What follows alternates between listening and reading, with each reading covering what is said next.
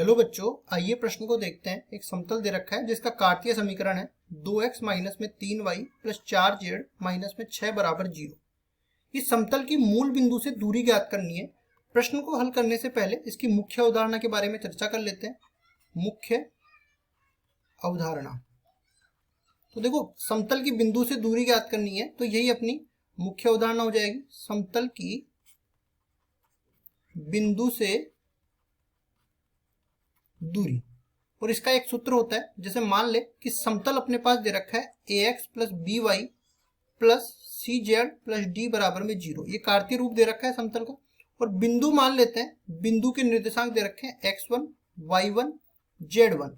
तो इन दोनों के बीच की जो दूरी होती है ना, वो इस तरह से लिखते हैं ax1 प्लस बी वाई1 प्लस सी जेड1 प्लस डी, और नीचे भाग लग जाएगा एक्स वाई जेड के गुणांकों के वर्गों के योग का, और फिर वर्गमूल भी इसका साथ ले लेंगे, ये वर्गमूल और इस पूरे का मापांक, चूंकि दूरी धनात्मक होती है। अब देखो, समतल तो हमें क्या दे रखा है, 2x माइनस में 3y प्लस 4z माइनस में 6 बराबर में 0। बिंदु दे रखा है 0 0 0, क्योंकि मूल बिंदु के निर्देशांक यही होते हैं। अब सूत्र में इसका मान रखते हैं और दूरी निकाल लेते हैं। दूरी बराबर आ जाएगा 2 गुणा में 0 माइनस में 3 गुणा में 0 प्लस 4 गुणा में 0 माइनस में 6, और नीचे आ जाएगा 2 का वर्ग माइनस 3 का वर्ग प्लस 4 का वर्ग, और इस पूरे का वर्गमूल, और चूंकि दूरी धनात्मक होती है तो इसका मापांक।